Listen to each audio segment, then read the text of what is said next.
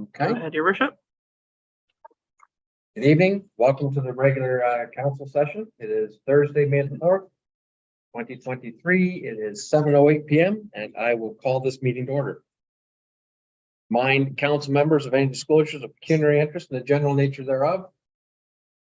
See none noted. Are there any items not listed on the agenda this evening? No items, Mr. Mayor. Any announcements this evening? Seeing none. Which brings us down to section 7, adoption of the minutes of the previous meeting, which include the regular council meeting held April the 20th, 2023, and the statutory planning meeting held April the 20th, 2023. Has everyone had opportunity to peruse the minutes? If there are no errors or omissions, the mover and seconder for the following, that the minutes from the regular council meeting held April the 20th, 2023, and the minutes from the statutory planning meeting held April the 20th, 2023 be approved as presented. Mover and seconder. Councillor Frosch will move.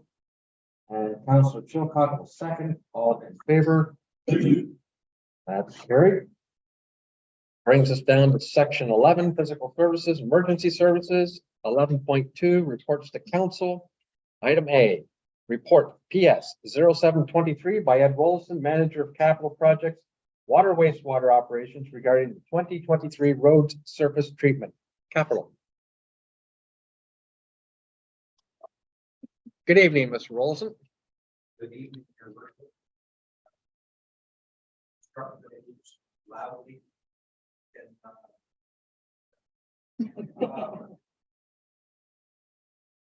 Your Worship, for you this evening is forward regarding a recent road surface treatment tender that was issued by Elgin County. BAM takes part rather in this tendering process in Elgin County.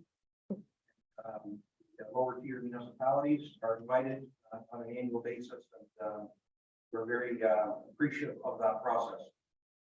So before you are the tender results, surface treatment, and this results that you see there before you, the vendors being done, Walker and MSO. Number there is for a number of municipalities. Duncor being the low bid. The BAM portion of that Duncor low bid number is $101,304. Just as a reminder, in our P3 Capital Works, surface treatment will include a double coated carbon chip on James Line and a single coated carbon chip on Chapel Street. So a relatively small amount of capital surface treatment for this year.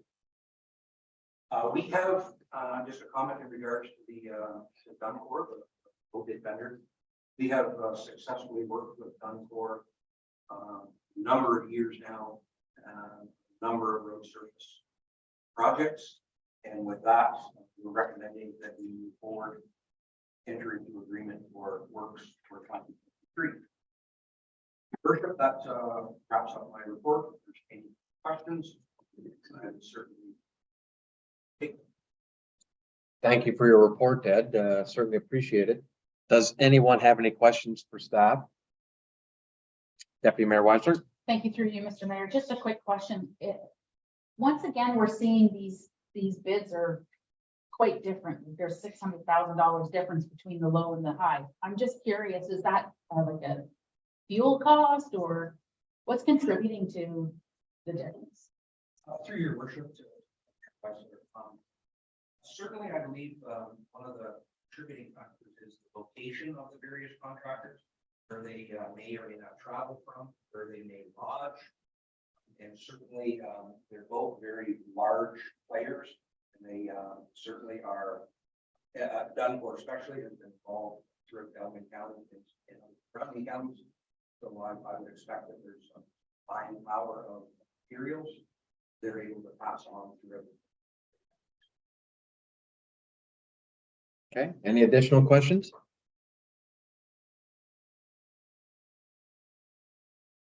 Seeing none, thank you, Ed.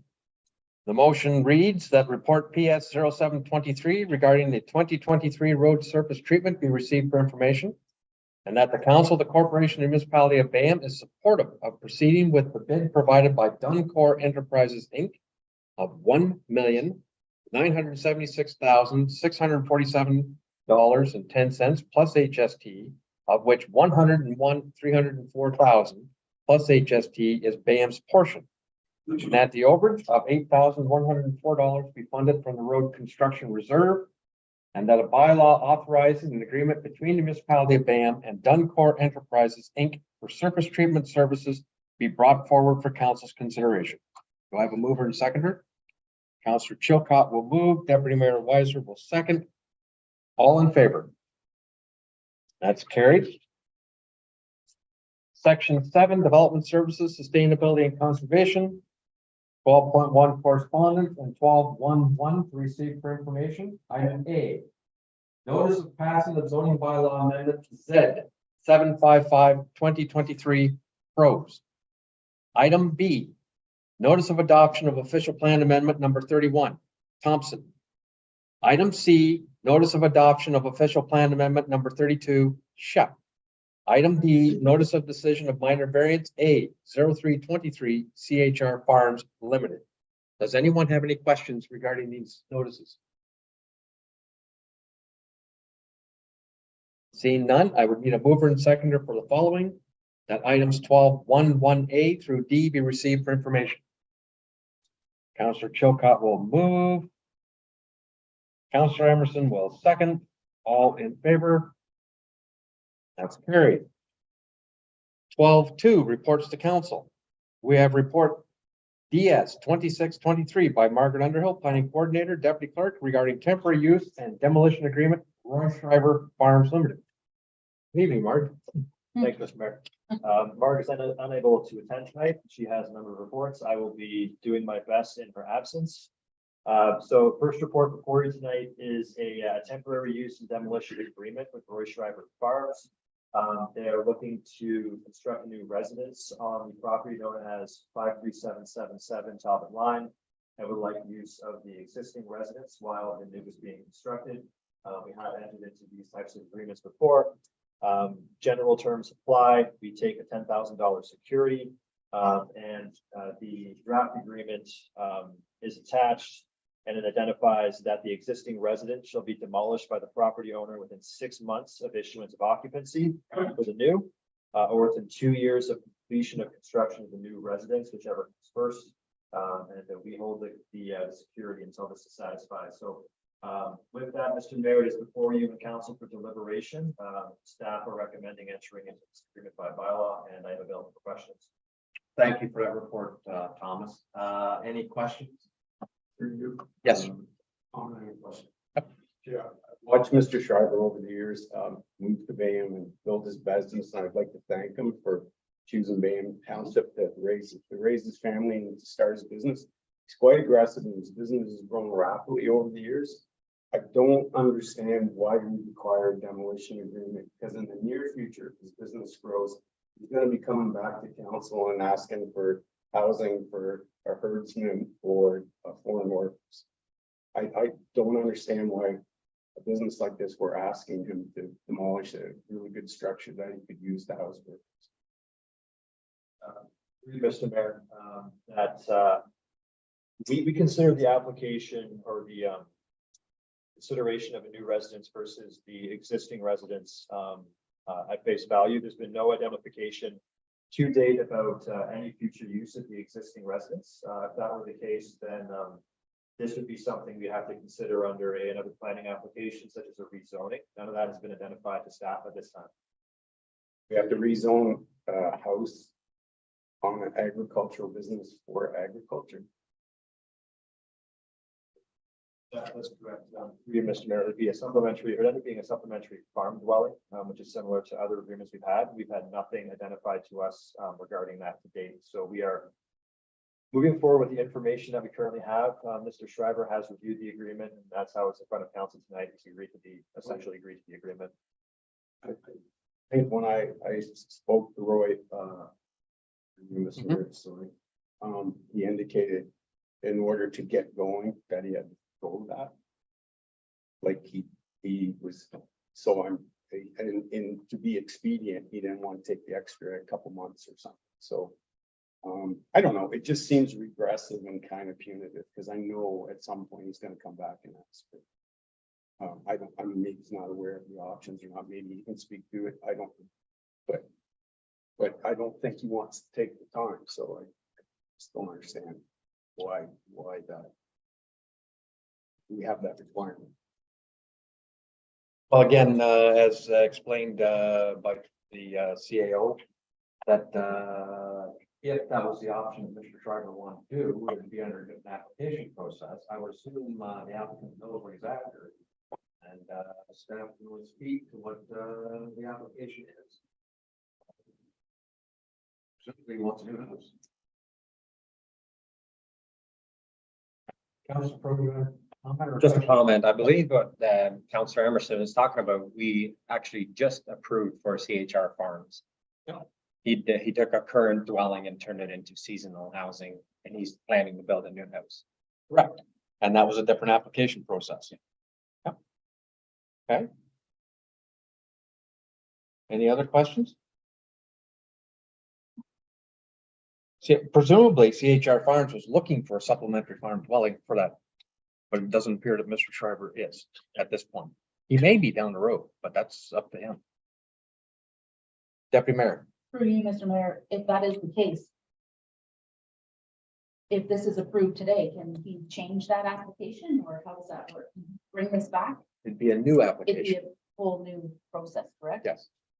Yes, it would be a new application. If he's looking to extend the use of the existing, then he would have to apply for the requisite zoning bylaw amendment to have that happen. We'd evaluate it based on its merits. Okay. That's. That would be good, so now that we understand, what is possible, he won't have to demolish it exactly the day he moves in, then he will have time to consider options for. Other uses for that building. The agreement identifies that he would have to demolish it 6 months after receiving occupancy for the new. We'd have to have a planning application received prior to that, otherwise the existing agreement would apply.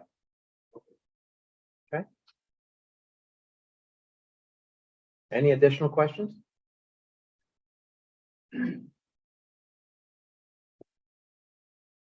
Okay, the motion would read that report DS 2623 by Shriver temporary use and demolition agreement be received for information, and that bylaw number 2023-032 being a bylaw to authorize an agreement between Roy Shriver Farms Limited and the Corporation of the Municipality of Bayham be presented for an act. Do we have a mover and seconder? I see Deputy Mayor Weiser and Councillor Chilcott all in favor. That's carried. Item B, report DS 2723 by Margaret Underhill, Planning Coordinator, Deputy Clerk, regarding consent application E 2123 Gregory Underhill Farms Limited, 55267 Orchard Line. Thank you, Mr. Mayor. So this application is before council for comments. It is a proposal submitted by Gregory Underhill Farms, as noted. Proposed to sever 4.3 hectares or 10.6 acres of land and retain 32.29 hectares or 79.8 acres of land. With severed land being added to an adjacent parcel. Essentially, the lot additions, the adjacent parcel will be used for ancillary storage. This application is to be heard by Elgin County Land Division on May 24th. Planner's memorandum is attached and with the conditions related to the requirement to merge the parcels. There's also the requirement for a site plan amendment as well. That's going to be an amendment to the existing because this is a lot addition. Other conditions are standard, including survey, planning report fee, and any drainage assessment as required. All told, there are 6 conditions being proposed to council. Staff and planner are recommending support. And with that, Mr. Mayor, I will leave it with you and council and available for questions. Thank you for that, Thomas. Does anyone have any questions, concerns?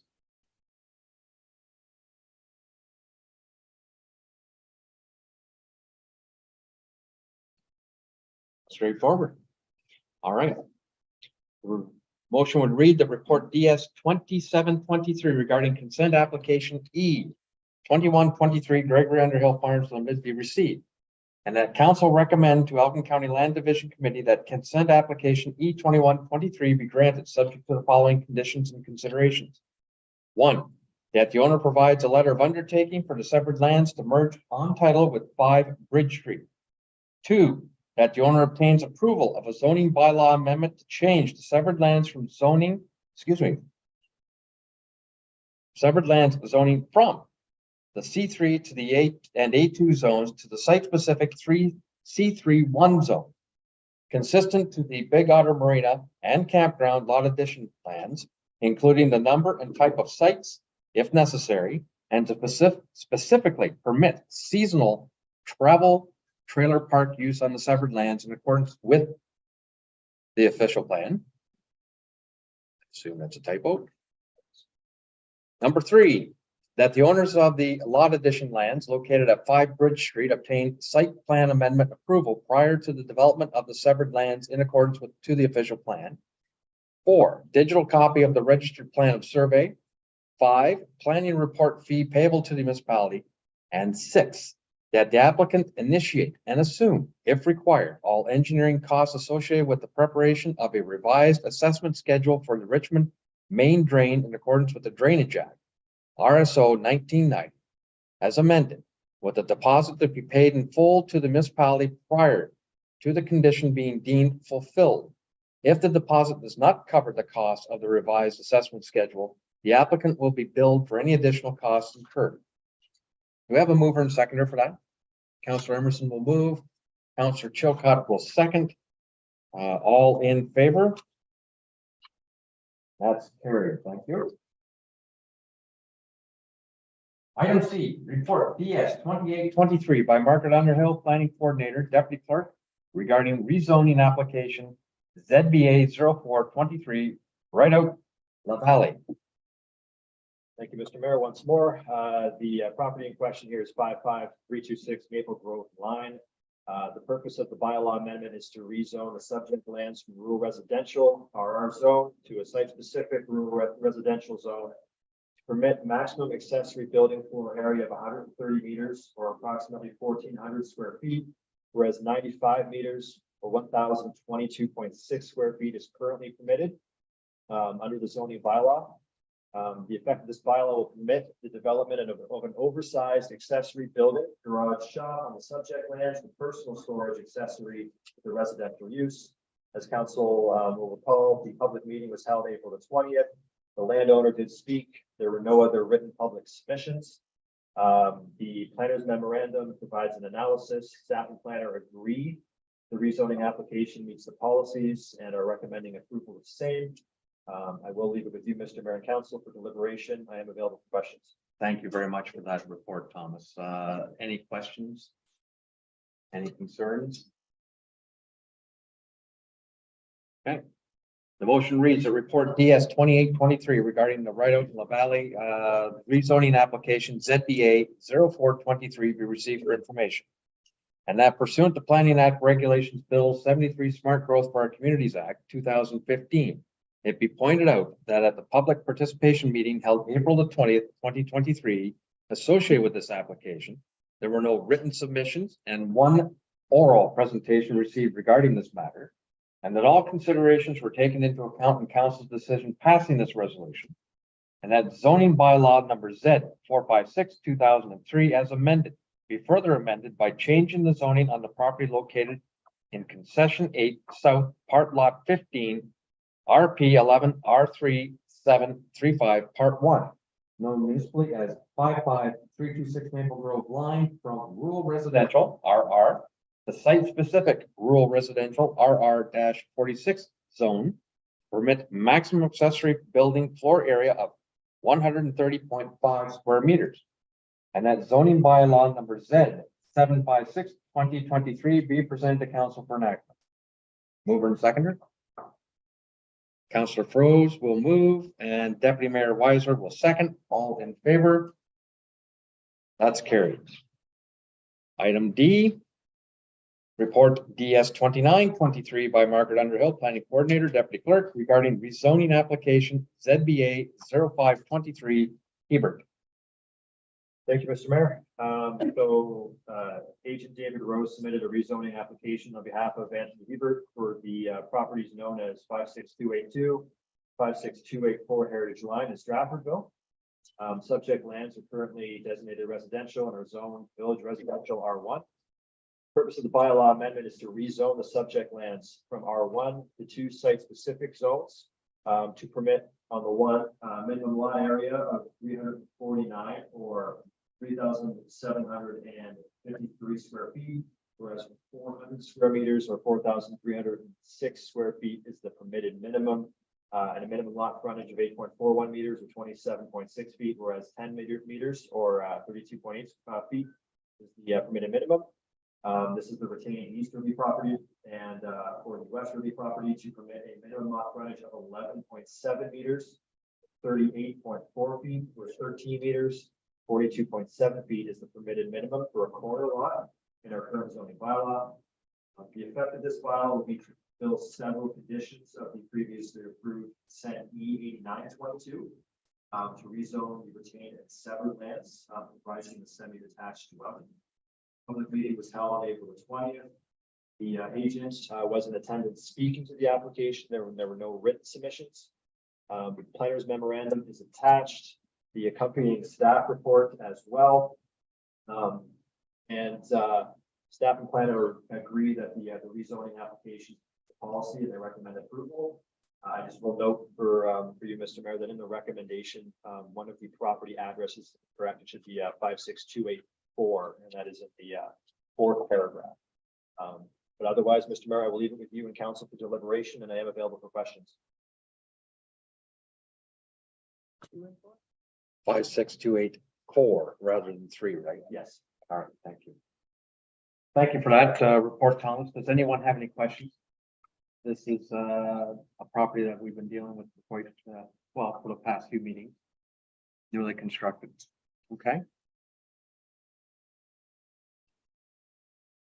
Seeing none, the motion would read the report DS 2923 regarding the Hebert rezoning application ZBA 0523 be received for information. And that pursuant to Planning Act Regulations Bill 73 Smart Growth for Our Communities Act 2015, it be pointed out that at the public participation meeting held April 20th, 2023, associated with this application, there were no written submissions and one oral presentation received regarding this matter, and that all considerations were taken into account in council's decision passing this resolution. And that zoning bylaw number Z 456/2003 as amended be further amended by changing the zoning on a property located in Plan 205, Lot 3, RP 11R 10968, Parts 1, 2, 3, and 4, known municipally as 56282 and 56284 Heritage Line from Village Residential R1 to Site-Specific Village Residential R1-20 zone on the retained parcel to permit minimum lot area of 349 square meters and a minimum lot frontage of 8.4 meters, and changing the zoning on the severed portion to the site-specific Village Residential R1-21 zone to permit minimum lot frontage on a corner lot of 11.7 meters. And that zoning bylaw number Z 757/2023 be presented to council for enactment. Anyone interested in moving and seconding that? Councillor Emerson will move. Councillor Chilcott will second. All in favor?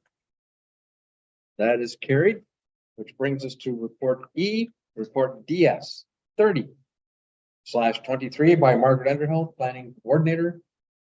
Paul Riley. Deputy Clerk, regarding review of draft Elgin County Official Plan 2023. Thank you, Mr. Mayor. I do believe we have Paul Riley from Arcadis IBI as well. If there are any questions for this report and the next. So this report is a report where we had planning staff, particularly IBI, do a review of the draft Elgin County Official Plan. They have been undergoing their 5-year review for a couple of years now, and have circulated a draft to all lower tiers for consideration and comment. The deadline for comment is May 9th, which is next Wednesday.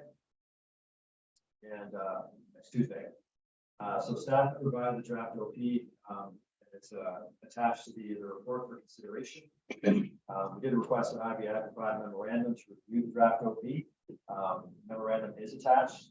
In short, the planner does have positive comments to say about the draft official plan documents, and the direction provided for lower tiers. Is not recommending any specific comments in regards to the draft Elgin County official plan to be provided to the county. That is identified in the recommendation. With that, Mr. Mayor, I will leave it to you and council for deliberation. And I would defer to Mr. Riley on the line to answer any questions should council have any. So thank you for that report, Thomas. Does anyone have any questions for that report? Just will note that, yes, this official plan, which is essentially a new official plan for the county, has been in the works for several years. It's been vetted by the Rural Initiatives and Planning Advisory Committee of Council at the county. And as Thomas said, it's circulated the lower tiers for comment. It's nice to see that our planner doesn't seem to recommend any comments or changes. However, with the recent changes at the province, obviously there will be some amendments moving along. Any comment? Any questions? Councilor Joy. I noticed in here that changing the verbiage for dwelling to else, if it's no longer dwelling. Does that mean that like just the town where they're building a house is already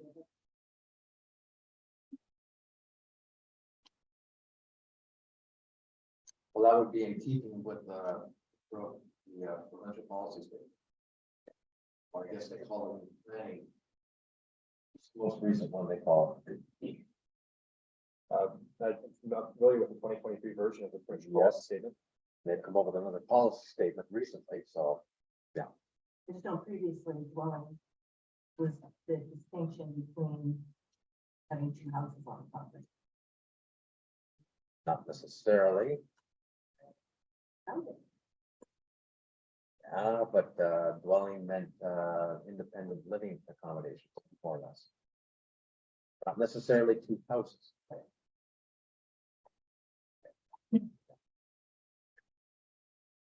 Just clarifying the dwelling is not part of it. Thank you. Any other observations? Okay. The motion would read that report DS 30/23 regarding the draft Elgin County official plan to be received for information. And that staff report DS 30/23 be forwarded to the county for information, along with a copy of the associated resolution. Mover and seconder. Deputy Mayor Weisner, Councillor Chilcott will second. All in favor? That's carried. Item F, report DS 31/23 by Margaret Underhill, Planning Coordinator, Deputy Clerk, regarding Bill 109, More Homes for Everyone Act 2022. Staff report DS 34/22, option 3. Thank you, Mr. Mayor. This report follows a couple of previous Bill 109 reports that council has received. Of the latest one received on December the 15th, to direct staff to continue to review and deliberate any further actions to improve the municipality's land use policies, procedures, and bylaws in response to the new legislation. We do have memorandum now from Paul Riley, IBI Group attached to this report. Essentially, the recommendations are that any minor changes to policies, rezoning regulations, bylaws and processes to improve clarity or improve processes could be considered during BAM's upcoming, 5-year official plan review, which is slated to commence later this year. The memorandum does speak to pre-application consulting, consideration of combined official plan and zoning bylaw amendments, whether or not it's feasible to divide the application process for those, and clarification around site plan criteria for complete applications. So there aren't any specific recommendations out of those right now, which leads to the recommendation of Continuing to monitor and identify if there are any small changes, they can be integrated into the official plan review. Mr. Mayor, I will leave it with you, the recommendations before council to include these in the upcoming official plan 5-year review. If you have any questions, I would defer those questions to Mr. Riley, who's on the line. All right, thank you for that report, Thomas. Again, any questions on this ongoing planning document?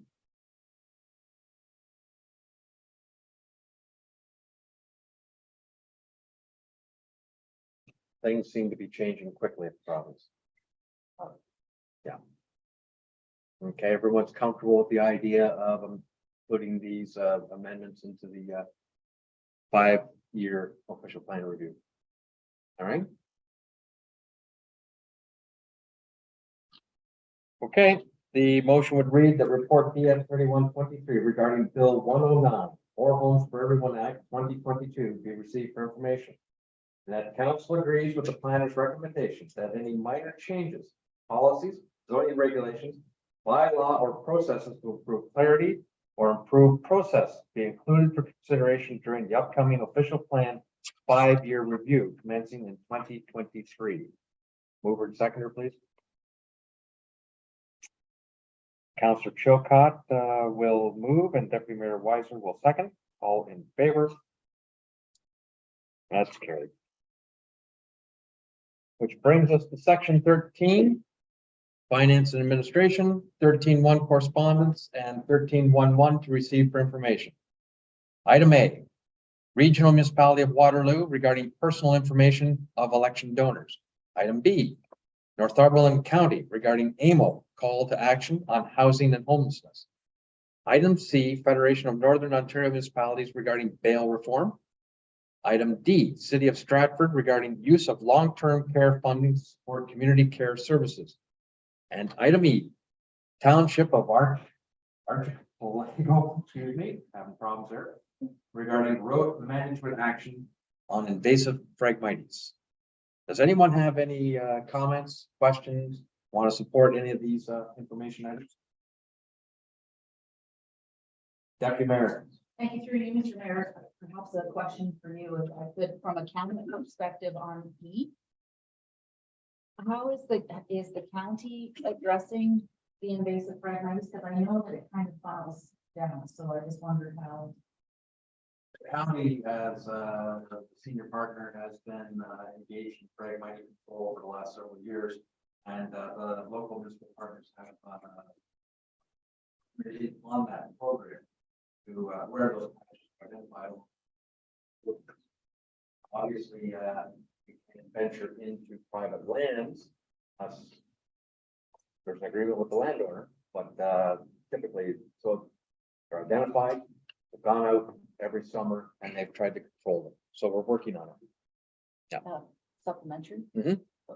Do you see this, sorry, for you, Mr. Mayor, do you see this as something that you would have benefit to support?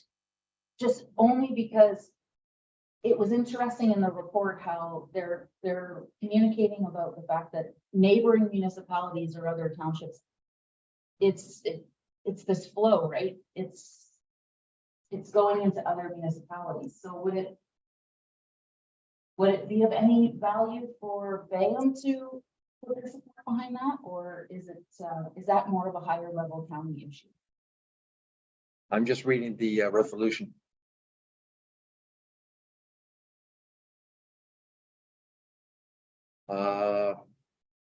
Basically, that resolution directs staff to equip and control frag. Mm-hmm. Story within the body of the report, it was just mentioning how if one township isn't doing it, then it spreads.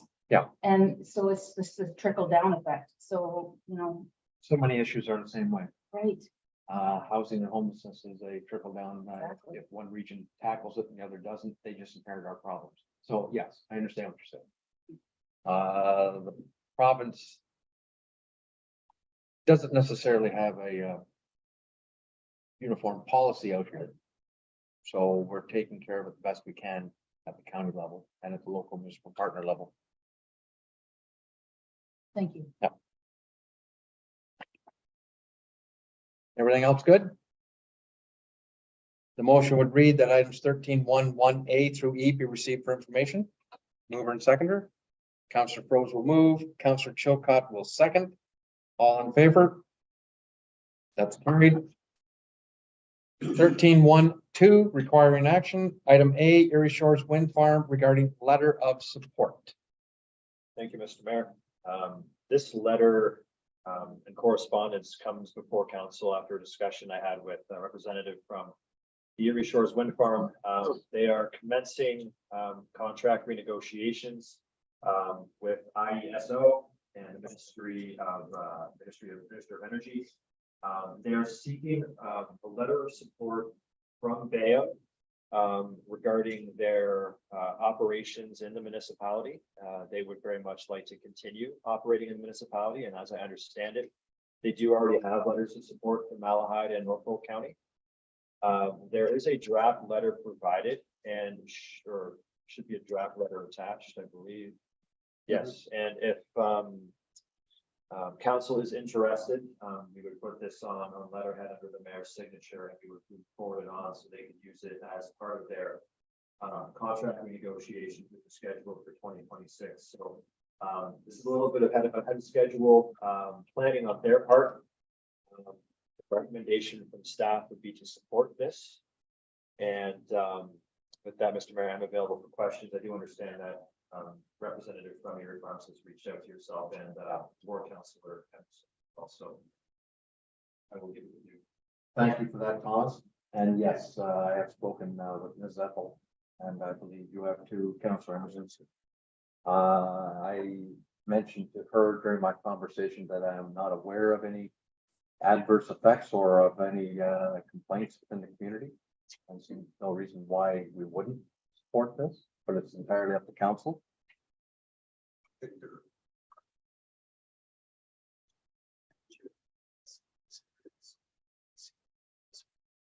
Okay, thank you. All right. The motion would read then that the correspondence from Erie Shores Wind Farm regarding letter of support be received for information. And that the council, the corporation, and municipality of BAM supports the Erie Shores Wind Farm with respect to a renewal of its PPA contract with the Independent Electricity Systems Operator. And that correspondence in this matter be provided under the mayor's signature. Mover and signature or signature, mover and seconder. Guess that was Deputy Mayor Weiser and Councillor Chilcott, all in favor. That's carried. Item B, Mark Hill regarding Vienna Village speed limit. Thank you, Mr. Mayor. I will speak briefly to this one. Mr. Hill is a gentleman who lives at the intersection of Plank and Light and has speed concerns.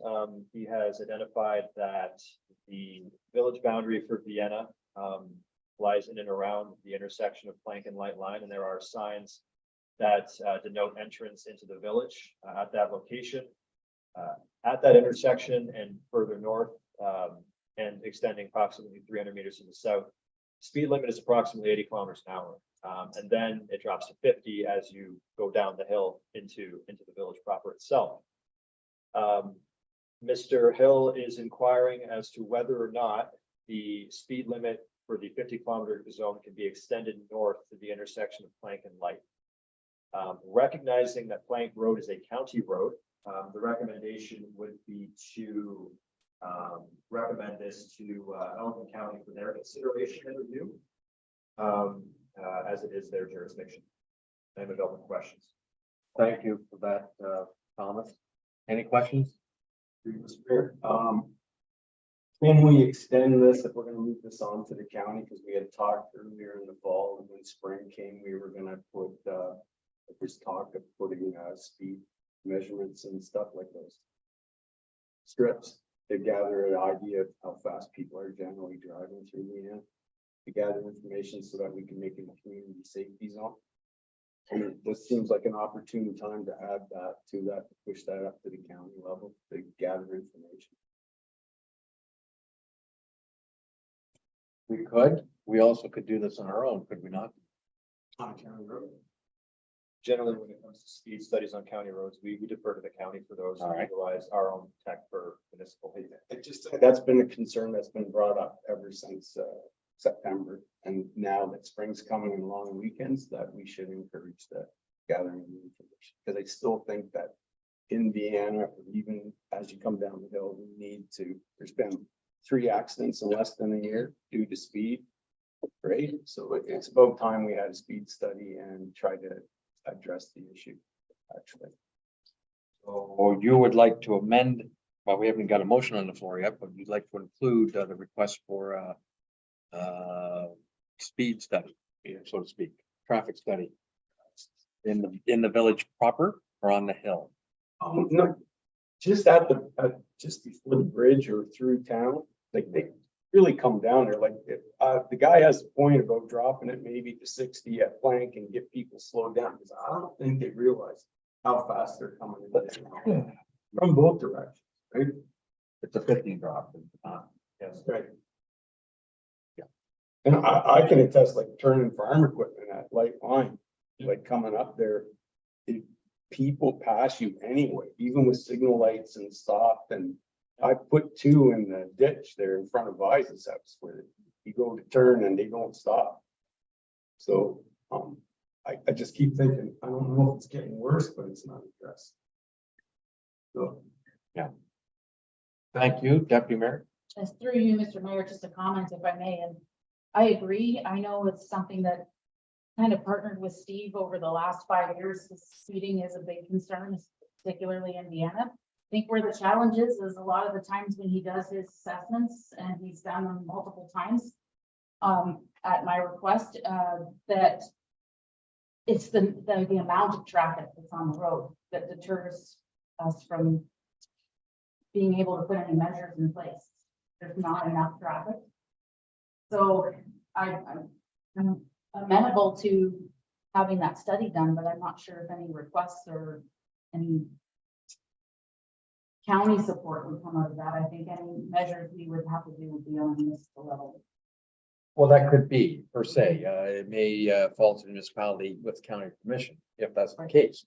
But to request the study to be done Yeah. is something that's within the purview of this particular council.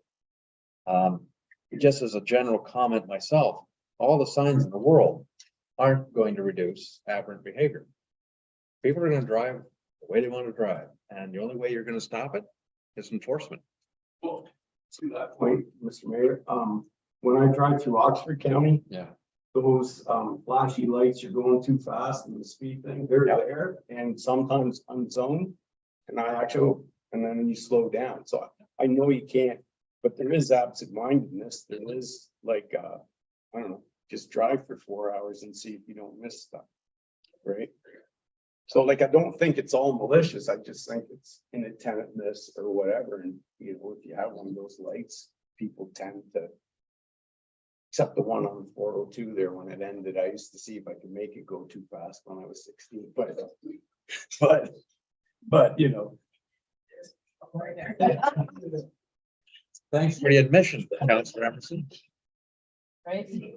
But they do, they come around that bridge. It's like something if you're down there, right? It is part.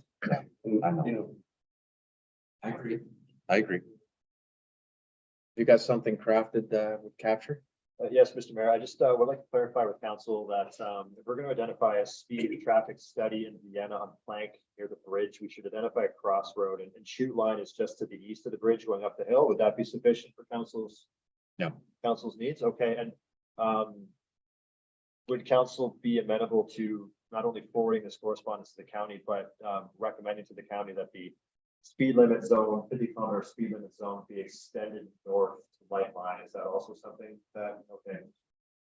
Then, based upon that, the motion would read, that the correspondence from Mark Hill read, Vienna Village speed limit be received for information, and the council of the corporation as a municipality of Bayonne recommends to the county of Elgin that a traffic and speed study be completed on Plank Road at Shoot Line in Vienna.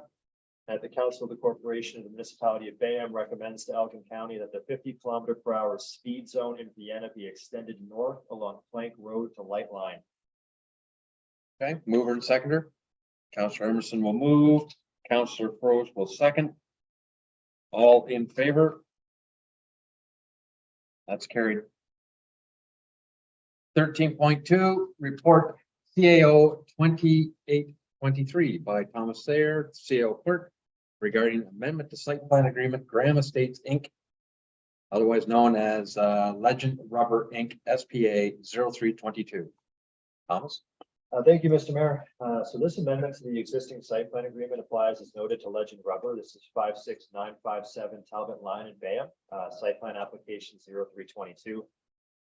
The application is requesting an amendment to the existing site plan agreement in support of an approximately 1,637 square meter or 17,621 square foot addition to the front of the existing structure, which is approximately 48,000 square feet.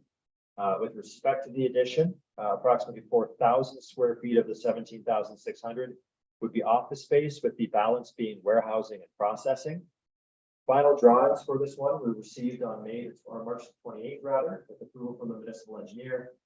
Fire pond information has been updated and expanded on the design drawings. Site grading has also been augmented, and the existing site features have been surveyed and adjusted to account for the proposed addition. Under delegated authority by way of bylaw number 2022-046, I have entered into this agreement with Legend Rubber on behalf of the municipality. So this is being brought forward for council's information only, and we're looking forward to seeing what they can do with their expansion. So, Mr. Mayor, I will leave it with you and council. Oh, thank you for that. Does anyone have any questions for staff on this? It's good to see that they're growing. Okay.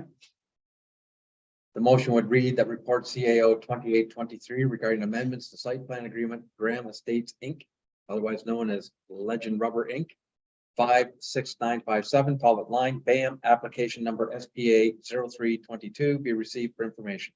Mover and second. Deputy Mayor Weisler and Councillor Chilcott will second. All in favor? It's carried. Report CAO 2923 by Thomas Thayer, CEO clerk, regarding agreement number 0766 A-Link architecture extension. Thank you, Mr. Mayor. So as council is aware, we do have an agreement in place, a consulting agreement with A-Link Architecture in support of our works here at the Stratfordville Community Center for expansion. This agreement was entered into by bylaw on December the 16th, 2021 as the effective date. Current agreement has a termination date of July 1st, 2023. The reason it was done that way is because the agreement was originally contemplated that any design changes, procurement, and construction would take place prior to the identified end of term. However, due to changing circumstances, including revision of schematics, cost re-estimation, scope reconsideration, and delayed procurement, the project will undoubtedly extend past this date.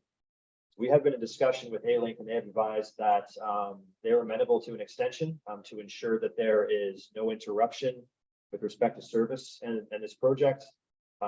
The extension would be for either the life of the project or the grant, no later than March 31st, 2027, to ensure continuity of service and smooth completion. So we would recommend that the appropriate bylaw be brought forward to amend the existing agreement and identify a new term for agreement number 0766. The recommendation is before you, and I'm available for questions. Thank you for that report, Thomas. Any questions? Seeing none. Motion reads that report CAO 2923 regarding agreement number 0766 A-Link architecture extension be received for information, and that the appropriate amending bylaw be brought forward for council's consideration. Deputy Mayor Weisler will move. Councilor Chilcott will second. All in favor? Item C, report CAO 3123 by Thomas Thayer, CEO clerk, regarding Bill 23, More Homes Built Faster Act. Thomas? Thank you, Mr. Mayor. This one is a bit of a longer report tonight. Has a couple of different components to it. So Bill 23 received royal assent last December 28th. It amends multiple different pieces of legislation, including and not limited to The Planning Act, Municipal Act, Heritage Act, Land Tribunal Act, Development Charges Act, Conservation Authorities Act, New Home Construction Licensing Act, and Ontario Underground Infrastructure Notification System Act. Seeks to encourage more rapid development in municipalities across Ontario to support additional housing and curtail increasing prices associated with home purchase and ownership. In Q4 2022, before receiving royal assent, council did receive a number of pieces of correspondence from industry organizations and municipalities in general opposing the changes. And additionally, council did adopt a development charges bylaw for water and wastewater and directed investigation of a stormwater development charge. So this report is presented to council to outline some of the changes. The attached memorandum from Arcadis IBI offered by Mr. Riley, I believe he is still on the line, Megan? Yes. Speaks to a number of the planning considerations. We did also include a general package from Watson and Associates previously received by council.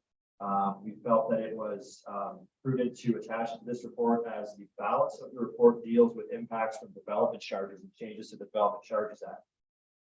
And I will be speaking more or less to those changes.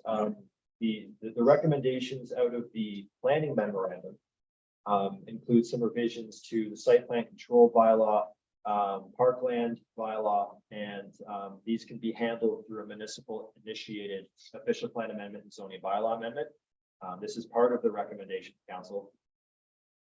With respect to development charges, there are a number of changes that may impact BAM.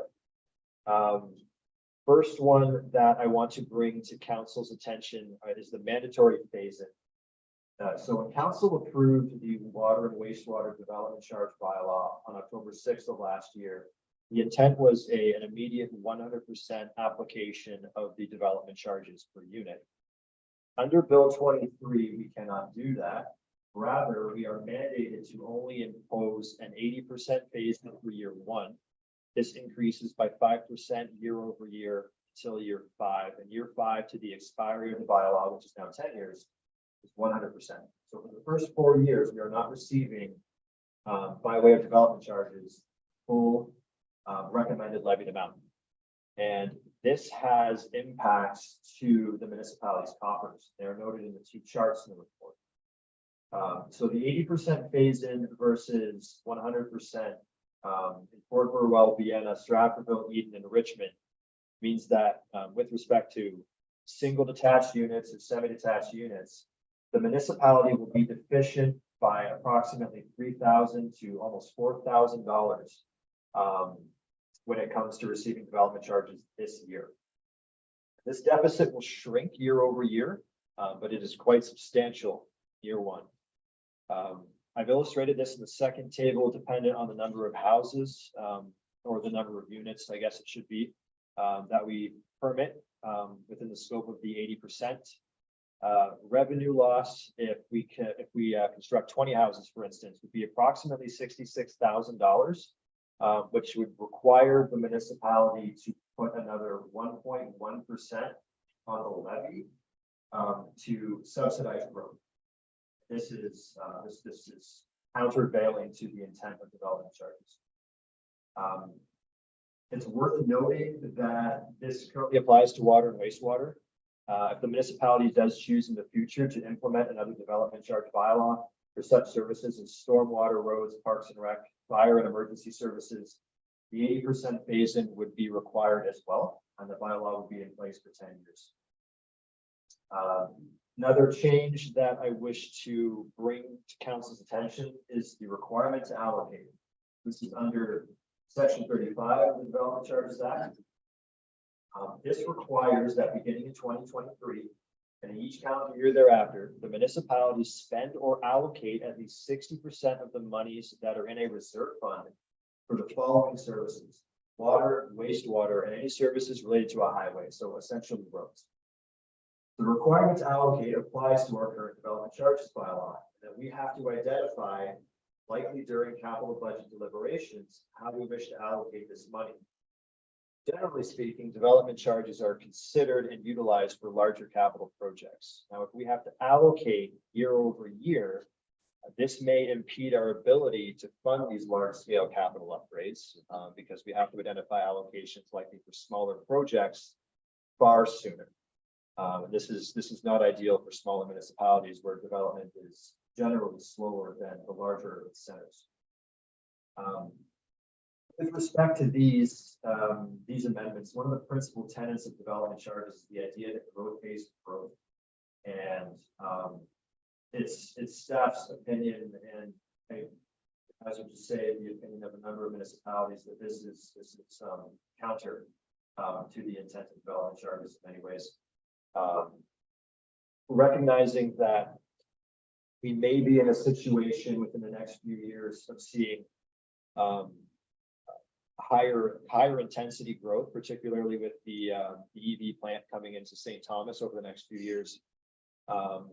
It may be prudent for the municipality to look into a development charge that incorporates all applicable municipal services as well.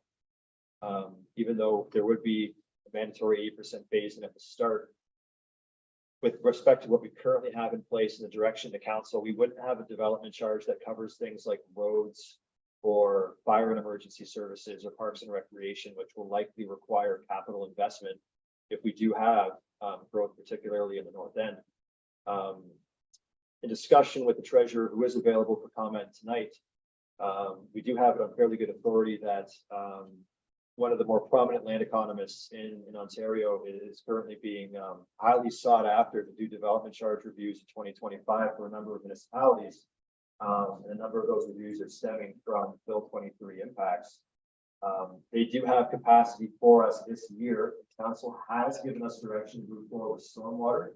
We would recommend moving forward not only with stormwater, but opening it up to all applicable municipal services, which would include roads, fire, emergency services, and parks and recreation, by way of background study.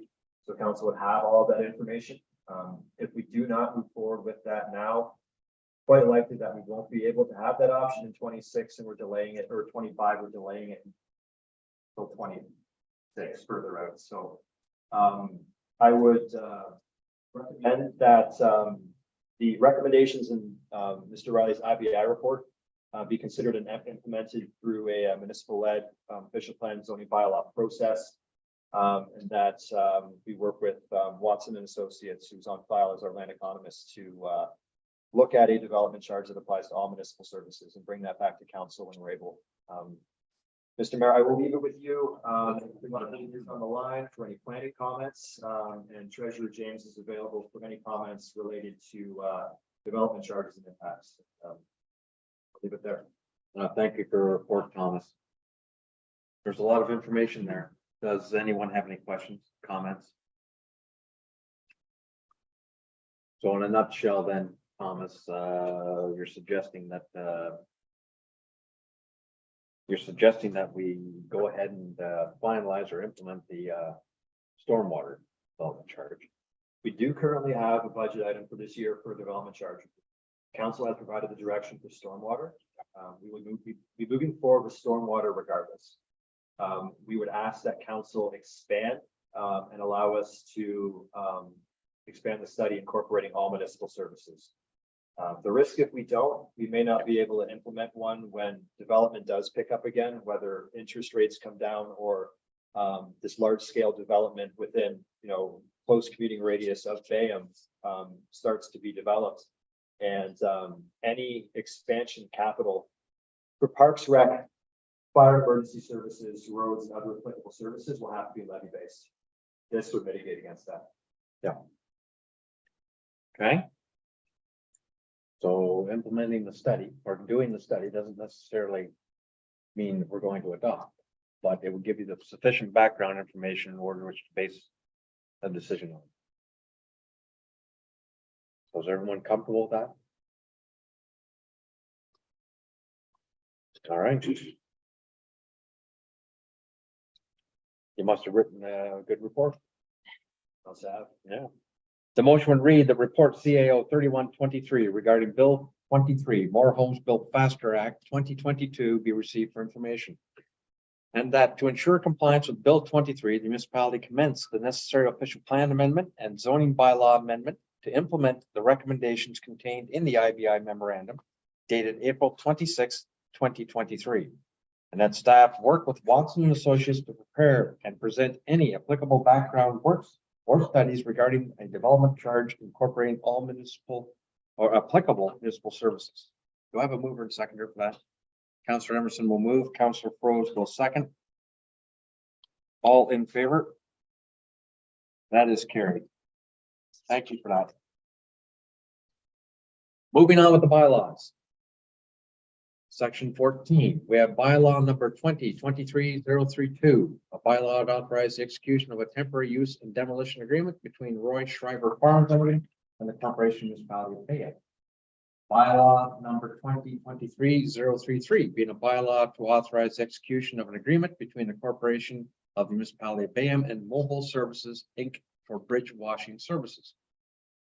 Bylaw number Z 756-2023, being a bylaw to amend bylaw number Z 456-2003 as amended, La Valley and Rideout.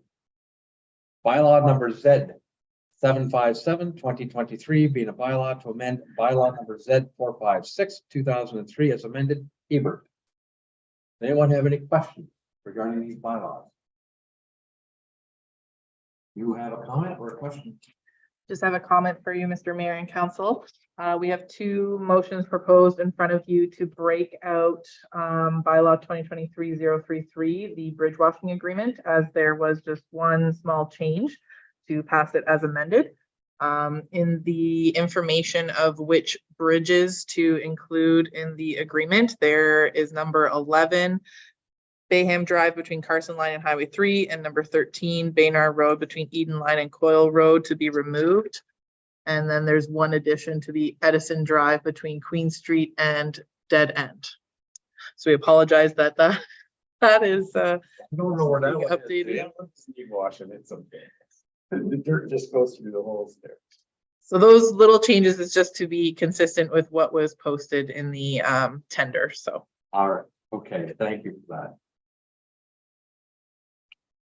Perfect. The motion would then read that bylaw number 2023-032, Z 756-2023, and Z 757-2023 be read a first, second, third time, and finally passed. Mover and seconder. Councillor Emerson will move, Councillor Froze will second, all in favor. Carried. The motion would read that bylaw number 2023-033 be read a first, second, and third time and finally passed as amended. Deputy Mayor Weiser will move, Councillor Chilcott will second, all in favor. That is carried. Which brings us to section 16 under business, which includes an in-camera session. Mover and seconder for the following, that the council do now rise to enter into an in-camera session at 8:11 p.m. to discuss confidential report regarding personal matters about an identifiable individual, property standards appointments. Mover and seconder, please. Councillor Emerson. I see Deputy Mayor Weiser down there. So second, all in favor? That is carried. Please stand by while we